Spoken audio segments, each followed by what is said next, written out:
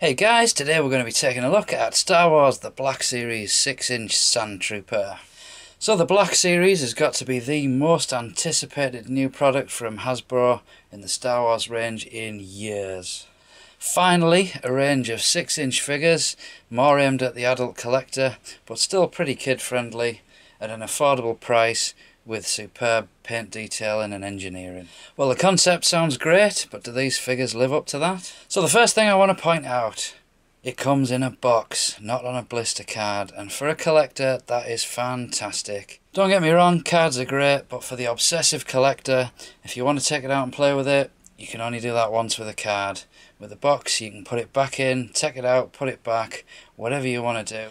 So finally, toy companies are listening. Put things in boxes, don't put them on cards. The next thing to address is the design of these. It works great on these 6-inch figure boxes. Doesn't really work for me on those cards though, I really don't like those. But for these figure boxes, great. It's minimalist, it must be pretty cheap to produce these. We've got this first day of issue sticker on there from Toys R Us, which is really badly printed and looks very amateurish. And unfortunately, as this is from Europe, we've got overlay stickers on there. Around the back we've got this hideous multi-language thing that's covering up all that nice artwork that they bothered to do. We even have a condensed little bio there. It just says Imperial Sandtroopers fall prey to a Jedi mind trick. So as you can see, the packaging is minimalist, but it does maybe highlight the figure quite well, with this being a white figure on a black background. May not work so well on some of the other figures. So on the top we've got the little image of the Sandtrooper there. Nice window box, you can see everything that comes with it. We've even got number 3 Sandtrooper. That is absolute, so simple but genius thing to do. If you're a collector and you're obsessive, putting numbers on things just makes it even more like I've got to get every single number. And another smart move by Hasbro, putting an army builder in Wave 1. That's definitely a pretty good idea. So enough on the genius of Hasbro, let's get this figure out and see if the Black Series lives up to all expectations. So the first accessory the Sandtrooper comes with is the standard Imperial E11 blaster.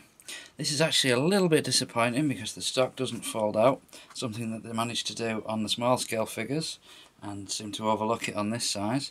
Other than that, it's pretty nice. Then we get this rather large laser rifle.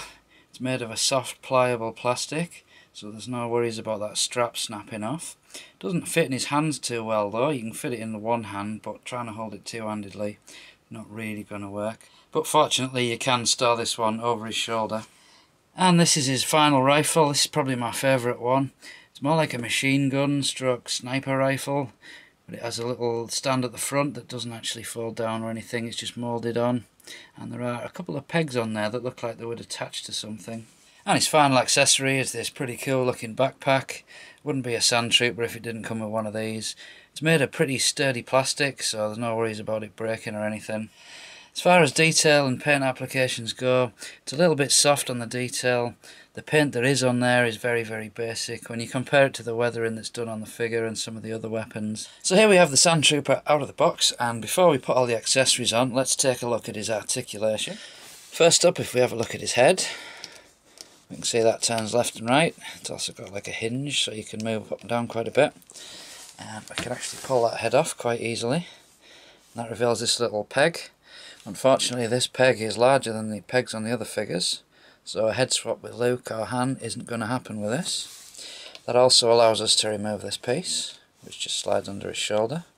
Would have been nice to see them pack in some different coloured ones of these, so you can have different ranks, but this is what we get. And then that just pops on pretty easily. So as far as detail on the head goes, you can see this is pretty well done.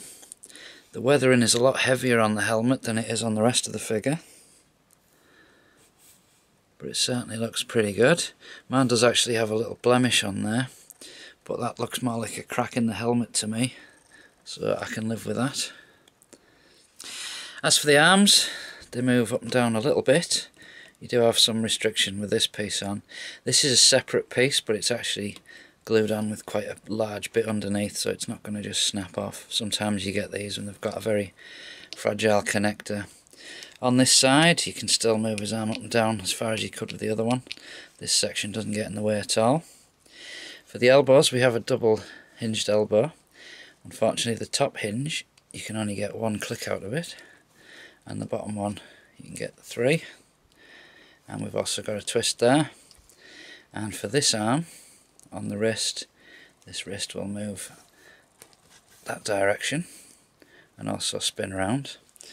On the other wrist it moves in that direction or that direction, so that enables you to hold the gun, the front of the gun, at the right angle. As for the chest articulation, it's on a big ball joint, so you can move that all over the place. It's actually pretty well done. There's no swivel at this waist here, but that pretty much covers anything you're going to need. On the back you can see there, that's the hole for the backpack, and I love the way that they've incorporated that into the design that was on there. They could have very easily had a big unsightly hole right in the back of it, but disguising it like that is genius. At the top of the legs we've got these little black pouch things.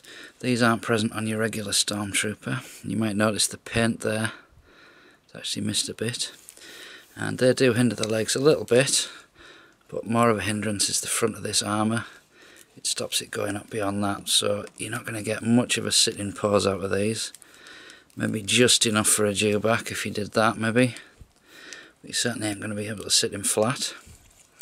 Down to the knees, double hinges at the knees, so that's all pretty good.